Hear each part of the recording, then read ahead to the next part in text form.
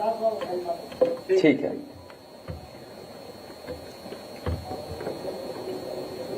मैं अपनी पार्टी के संगठन और पार्टी के बहराइच के नेताओं का धन्यवाद देता हूं कि इस गंभीर समस्या को लेकर के लीडर ओपोजिशन जी से मिले थे वो, और कल ही जब मेरी आदरणीय माता प्रसाद पांडे जी से बात हुई तो हम लोगों ने तय किया कि जिन बच्चों का नुकसान हुआ है, घायल हुए हैं, चोट खाए हैं, उन परिवार के सदस्यों को बुलाकर के मैं मिलूंगा और पार्टी की तरफ से जो कुछ मदद हो सकती है वो हम लोग करेंगे।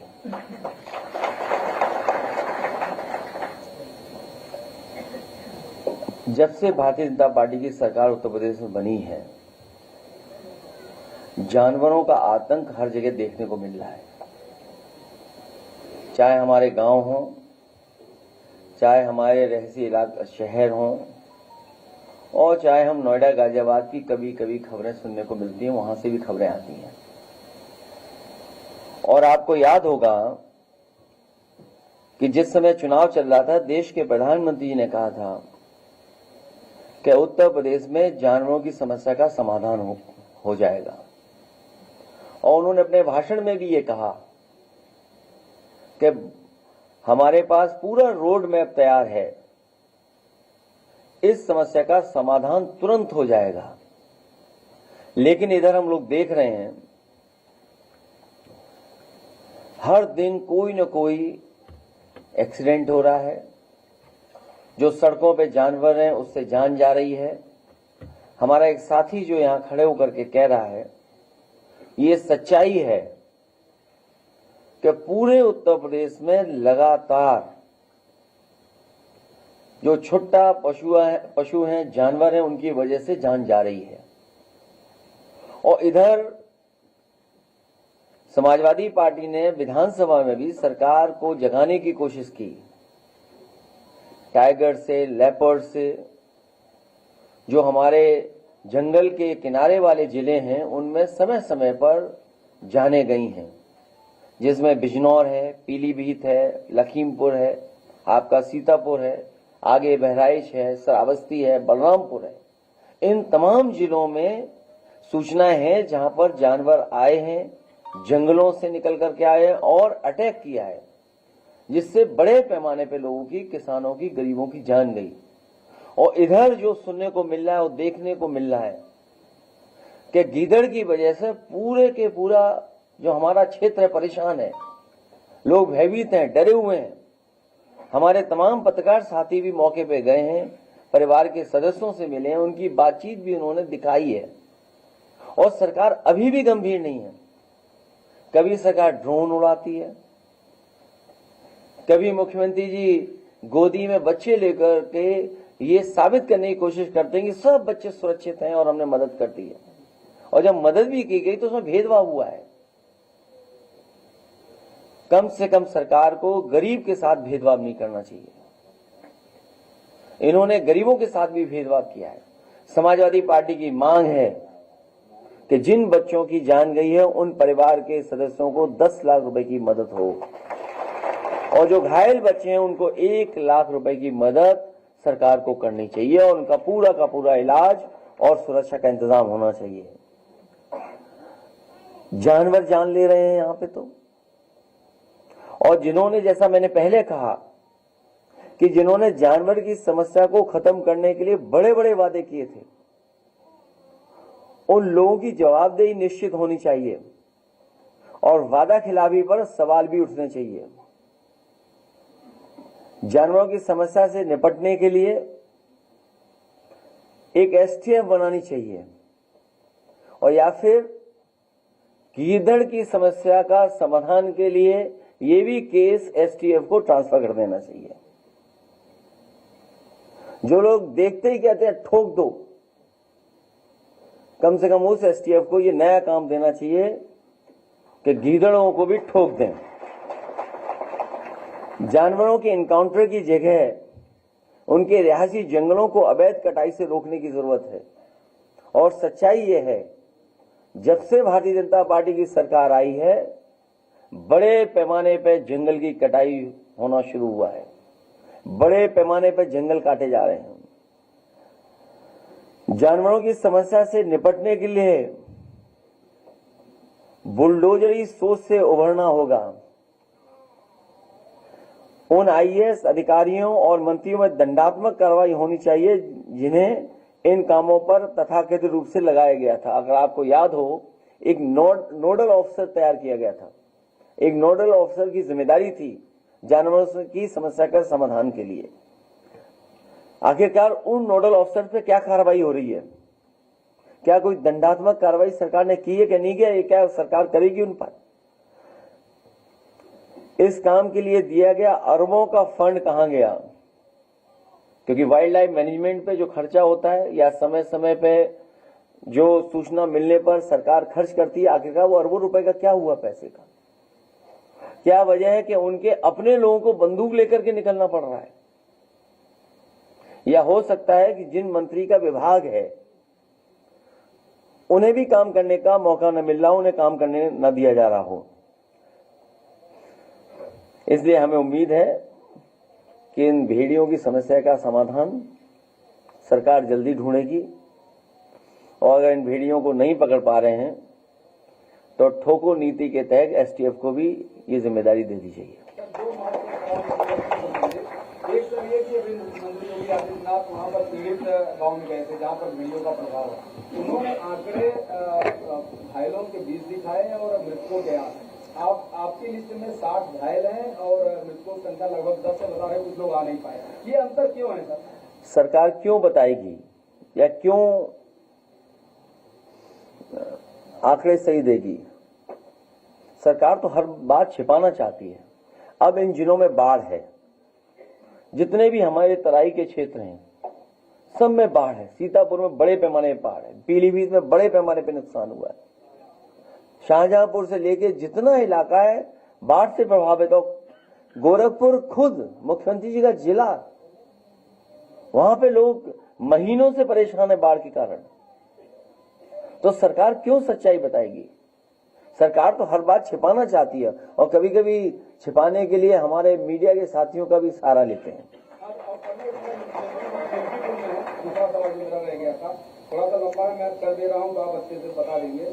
इन्होंने कहा कि पहले सनातन आस्था से खिलवाड़ होता था, इनको तो विवादित ढांचा प्यारा था, ये राम भक्तों पर चलाते थे, इसका सारा चिट्ठा खोलेंगे तो मुंह दिखाने लायक नहीं रहेंगे। समाजवादी पार्टी को अंधेरा पसंद है। क्या कहें सर इस तरह के आरोप लगाए मुख्यमंत्री जी ने बोला?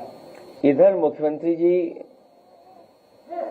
और मुख्यमंत्री जी के स्टेटमेंट कुछ अलग तरह से आ रहे हैं।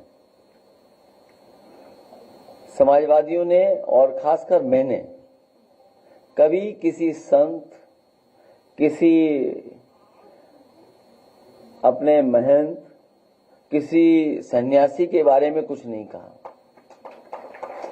अगर उनको लगता है कि वो शब्द ऐसा है जिसका भाव वो किस रूप में ले रहे हैं, तो हम तो ये कहेंगे कि हमारे उत्तर प्रदेश के मुख्यमंत्री नहीं है, वो मठाधीश मुख्यमंत्री हैं। और फिर मठाधीश मुख्यमंत्री से उम्मीद भी क्या करोगे आप? इसी तरह की भाषा की उम्मीद करोगे? और ये एक दिन से नहीं हुआ है। जब से बीजेपी हारी है तब से कुछ संतुलन गड़बड़ा गया है। एक बार सर उन्होंने और कही इसी प्रकरण में कहा कि भस्मासुर वगैरह के द्वारा, देखिए जितना हमने पढ़ा है या जितनी होगी, उन्होंने कहा कि सपा और कांग्रेस भस्मासुर है। देखिए भस्मासुर दोनों हो सकते हैं। बीजेपी अपने भस्मासुर को ढूंढ रही है। अभी देखिए हरियाणा हारेंगे, महाराष्ट्र हारेंगे, जहां जहां चुनाव होंगे वहां भी बीजेपी हारेगी। कम से कम बीजेपी को अपना भस्मासुर तो ढूंढना चाहिए। अखिलेश जी, आपने कहा कि विधानसभा में भेड़ों का उत्सव है, क्या मैंने आपसे कहा पे इतना ही भरोसा है और ठोको नीति इतना ही उन पे है, तो ये केस भी नहीं ट्रांसफर करना क्यों रखे फॉरेस्ट डिपार्टमेंट में? और जहां तक जो बात पूछ रहे हैं उसकी गहराई में अगर आप जाएंगे, जो एसटीएफ के लोग हैं, सुनने में आ रहा है और रही है कि अगर 11 एक तरह के लोग एक तरह से हैं तो उनमें से सबसे ज्यादा अगर कहीं है तो जौनपुर के लोग हैं। और जौनपुर में किसने पोस्ट करवाया है, ये सबसे बड़ा सवाल है जिसका हमको भी ढूंढना है कि आखिरकार कैसे कैसे पोस्ट हो रहे हैं जौनपुर के ही सब, इसके पीछे कौन है।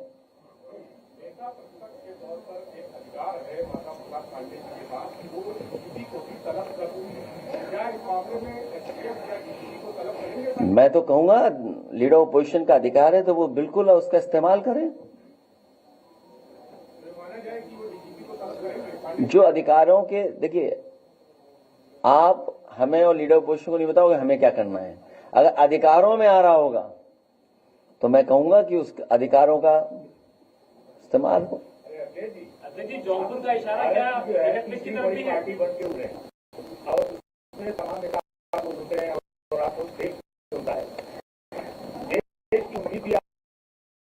ये जो अभी स्टेटमेंट आया है गृह मंत्री जी का, वक्त पे क्या आपका स्टैंड है? हमारी पार्टी के मेंबर हैं और मैंने कहा, सदन में भी इस बात को कहा, किसी के भी धार्मिक कामों में ज्यादा हस्तक्षेप नहीं सरकार को करना चाहिए। वो बहुत बड़ा सवाल है और हमारे पक्ष यही है कि किसी भी धार्मिक के मामलों में सरकार को हस्तक्षेप नहीं करना चाहिए। सर, आपने ट्वीट किया वन नेशन वन इलेक्शन को लेकर और उसमें आपने तमाम सवाल खड़े किए जिसका अब तक कोई जवाब नहीं आ पाया कि जो सिविल बॉडी इलेक्शन होंगे क्या वो भी साथ में होंगे या असेंबली साथ में होंगे, ये पूरा जो स्ट्रक्चर है अभी इसको कोई चर्चा भी नहीं हुई।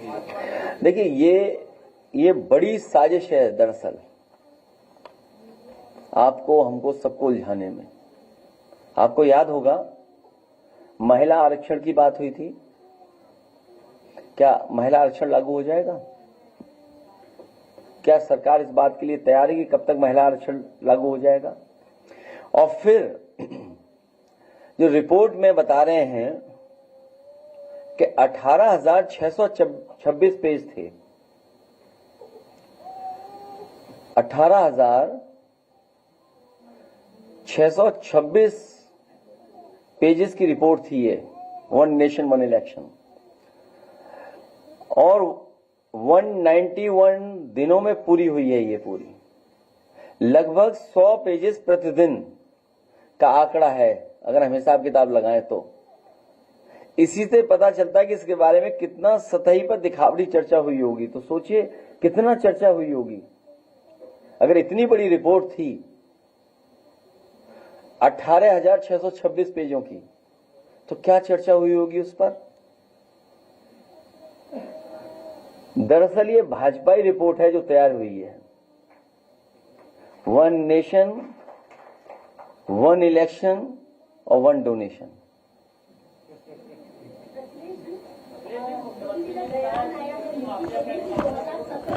समाजवादी गरीब का राशन खा जाते थे, इसके साथ ही साथ बबुआ घर से 12 बजे तक सोता था और माफिया समांतर सरकार चलाते थे। ये सब घिसे पिटे डायलॉग है पुराने वाले, और मैं इसीलिए कहता हूं कि ये सब पुराने डायलॉग हैं, पुराना सब कुछ है, हिसाब किताब। उत्तर प्रदेश की जनता नया चाहती है, नया विकास चाहती है, इनको हटाएगी सरकार, ये हटने जा रहे हैं। आज समझ लो कितना संतुलन बिगड़ा है।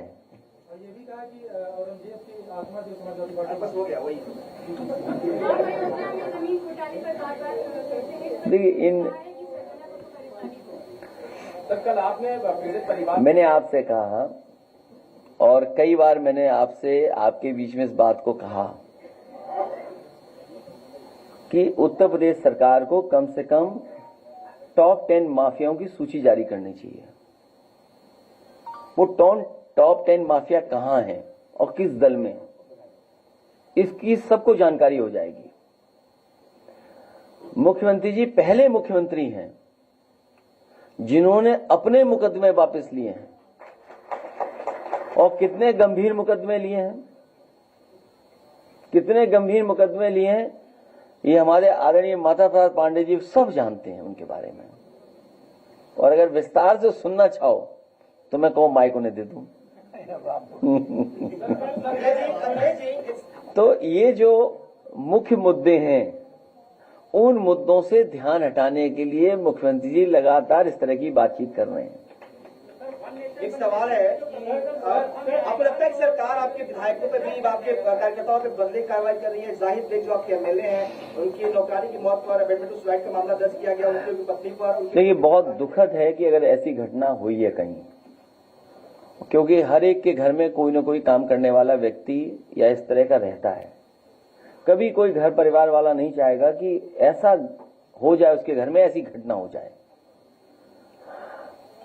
उन्हें इसीलिए परेशान किया जा रहा है कि एक तो वो समाजवादी पार्टी है और दूसरा भारतीय जनता पार्टी को इससे लाभ मिलेगा हिंदू मुस्लिम डिवाइड करने में। ये पहले दिन से स्ट्रेटजी है भारतीय जनता पार्टी की कि समाजवादी पार्टी को कैसे बदनाम किया जाए, और अगर कहीं कोई मुस्लिम है तो बदनाम समाजवादी पार्टी को कर दो।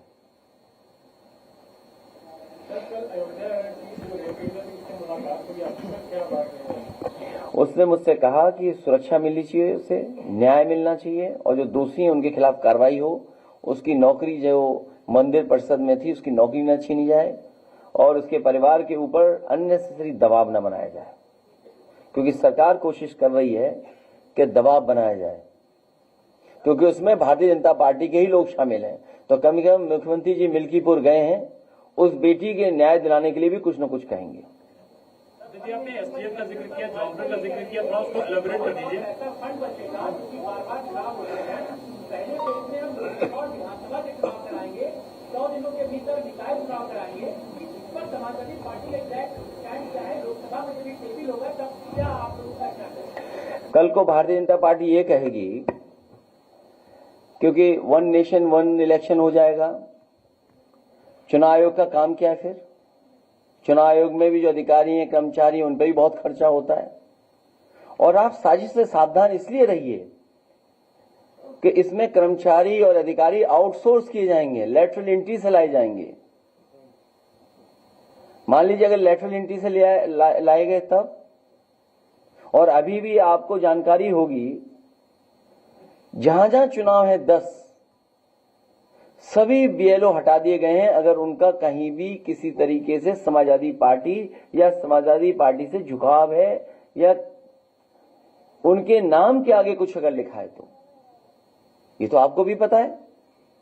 तो क्या ये इतना बड़ा चुनाव आउटसोर्स करके कराएंगे? कल को तो ये चुनाव आयोग को ही खत्म कर देंगे, क्योंकि एक बार चुनाव खत्म हो गया तो 5 साल हम वेतन क्यों दें? अगर बचाना ही चाहते हैं खर्चा, तो भारतीय जनता पार्टी अपनी रैलियां क्यों इतनी ज्यादा करती है? उनकी 5 रैली में ही इतना खर्चा हो जाता है कि पूरा चुनाव आयोग का वेतन चल सकता है।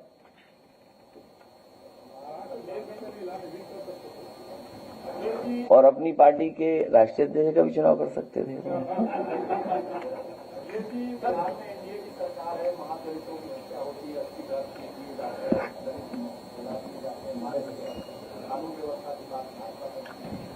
कहीं घटना हो और खासकर दलित पिछड़ों के ऊपर इस तरह का अन्याय हो, उसके खिलाफ कार्रवाई होनी चाहिए जो दोषी लोग हैं।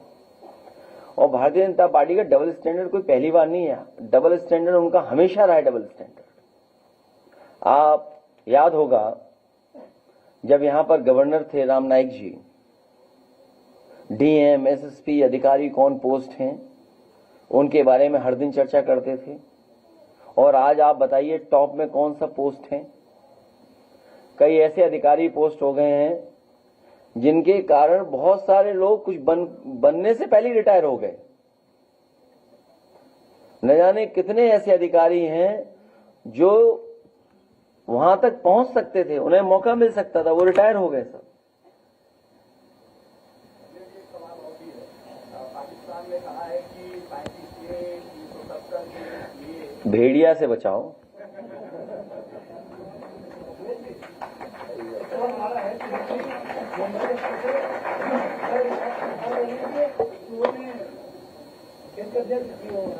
देखिए, ये भारतीय जनता पार्टी हाईवे बनाना नहीं जानती है। अगर हाईवे बना रहे होते ये लोग तो आपका पूर्वांचल भी अच्छा चल रहा होता, बुंदेलखंड भी अच्छा चल रहा होता, और फिर आगरा से लेकर मुंबई से लेकर के जो दिल्ली वाला एक्सप्रेसवे है वो 1 लाख करोड़ का है। 1 लाख करोड़ का एक्सप्रेसवे है। अगर वहां गड्ढे हो रहे हैं तो ये सवाल खड़ा होता है कि आखिर गड्ढे कैसे हो रहे हैं वहां पर।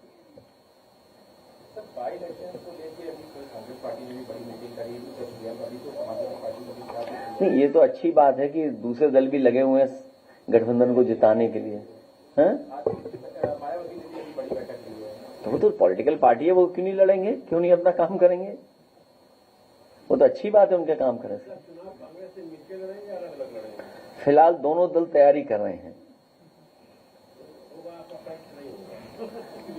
आप हमारे बारे में तो जानते हो।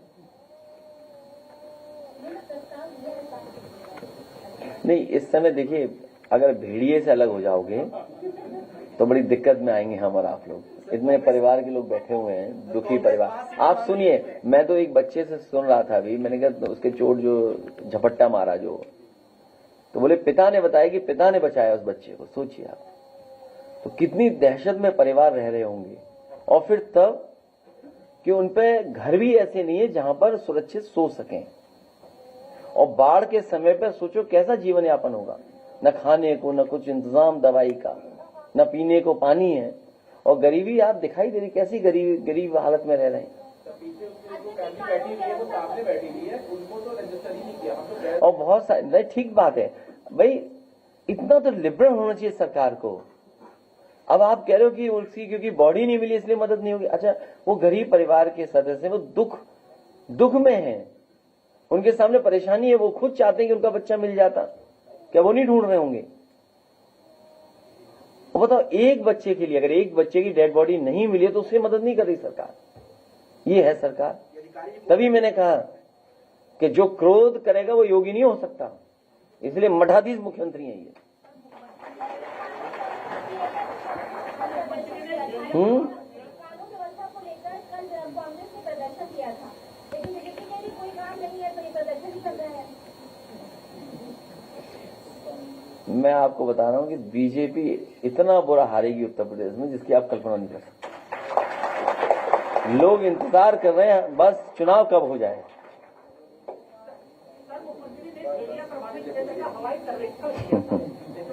सब भाग गए होंगे भेड़िया हवाई जहाज की आवाज। वो इसीलिए मुख्यमंत्री जी हेलीकॉप्टर लेके गए जिससे कोई भेड़िया उन्हें दिखाई न दे। आप खुद सोचिए, अगर हेलीकॉप्टर थोड़ा भी नीचे आएगा उसकी आवाज से कोई जानवर रुकेगा? हैं? नहीं, वो आप खुद जानते हैं इन बातों को। वो भेड़िए ढूंढने थोड़ी गए थे। और सोचिए, गोदी में बच्चे को लिया उन्होंने, सोचिए आप, और बच्चों की मदद नहीं कर रहे। और कुछ बोला उन्होंने भी मिल्कीपुर में? नहीं बोला। क्या क्या बोल दिया बताओ ना, पूछिए।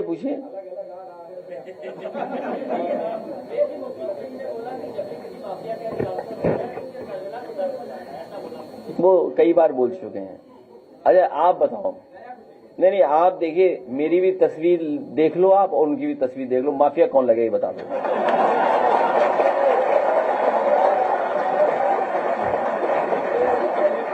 हाँ?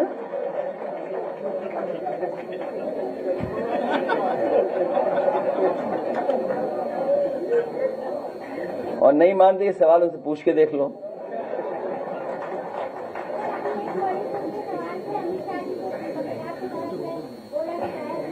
इतना तो कभी कभी भड़का जाना चाहिए।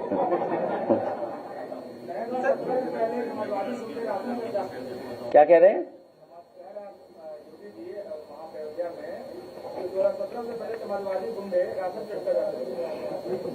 क्या बातें कर रहे हैं आप? में से बहुत सारे साथी रहे होंगे जिस समय रतन टाटा जी आए थे, याद है आपको? वो जो मशीन क्या बोलते हैं उसको, what do you call it, अरे जो जिससे राशन के लिए है पॉस मशीन, याद है आपको? हम लोगों ने शुरू किया था और राशन का डिस्ट्रीब्यूशन कितना बेहतर हो सके वो सब कोशिश की थी और कर रहे थे हम लोग।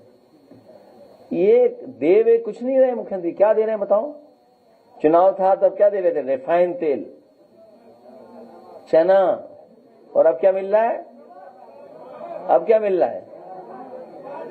और सोचिए, जो बाढ़ पीड़ित इलाके हैं कम से कम उन्हें तो अच्छा खाना मिल जाए, कहां मिल रहा उनको?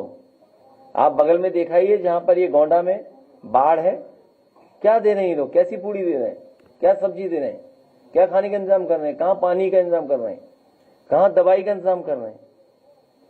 कम से कम इनको नकल करनी चाहिए समाजवादी पैकेटों की। मुझे याद है समाजवादी पैकेट जब बांटे गए थे उस समय आपका पराग भी मुनाफे में आ गया था और हर चीज उसमें क्वालिटी की थी। और क्वालिटी इनकी वहीं देख लो, इनका जो दिया हुआ है वो स्मार्टफोन, उंगली घिसते रहिए चलता ही नहीं है। लैपटॉप आज भी चल रहा है। मिल्कीपुर में मुख्यमंत्री ने कहा है कि अयोध्या के घाटों पर दीपोत्सव में जब दीप जलते हैं तो दो लोगों को परेशानी होती है, एक सपा के मुखिया को, दूसरे पाकिस्तान को। मैं आपको बता रहा हूं कि बीजेपी की सरकार जब चली जाएगी और इस बार जाएगी चुनाव में, अयोध्या वर्ल्ड क्लास सिटी बनाने का काम समाजवादी लोग करेंगे। अयोध्या कैसे वर्ल्ड क्लास सिटी बने जिसमें वर्ल्ड क्लास इंफ्रास्ट्रक्चर हो। और आपने हम समाजवादियों का काम भी देखा है और मुख्यमंत्री जी तो बहुत ज्यादा काम देख रहे होंगे। लोक भवन जैसी बिल्डिंग अगर उन्होंने एक कहीं बनाई हो तो बता दें। जिस बिल्डिंग में वो बैठ रहे हैं आप लोग भी देखते होंगे दूर से, एक आध साथी हो सकता है मुख्यमंत्री का ऑफिस भी देखाया हो। हमारे समय तो कार्यकर्ता भी देखाए थे मुख्यमंत्री ऑफिस, इस समय तो कुछ ही जा पाते होंगे उस ऑफिस में, सब नहीं जा पा रहे होंगे। कुछ ही साथी आ रहे। आप बताइए लोक भवन कैसा बना हुआ है, इस पर मत उठवाइए।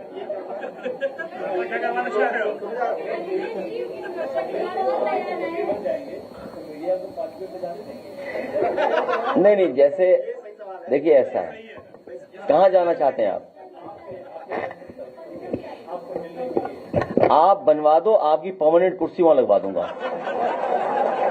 आप वो हटने नहीं दूंगा। जैसे जिस समय आएगी सरकार उसी समय आप भी मिले बैठोगे वहीं।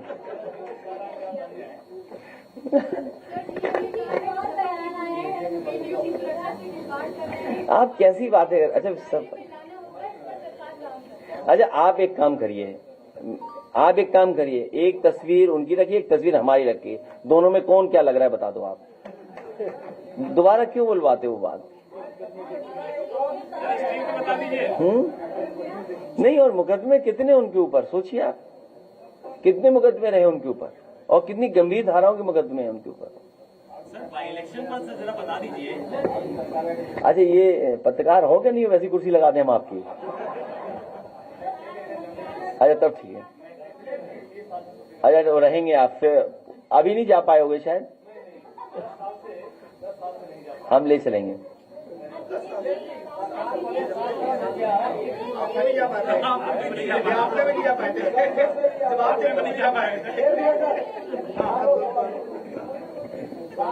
हो गया, सरकार बढ़े, एक भी वैकेंसी निकली है और जो भी वैकेंसी निकली है वो भी दर्ज हो गया है, क्या कहेंगे? अभी बस वो खाना पूर्ति कर रहे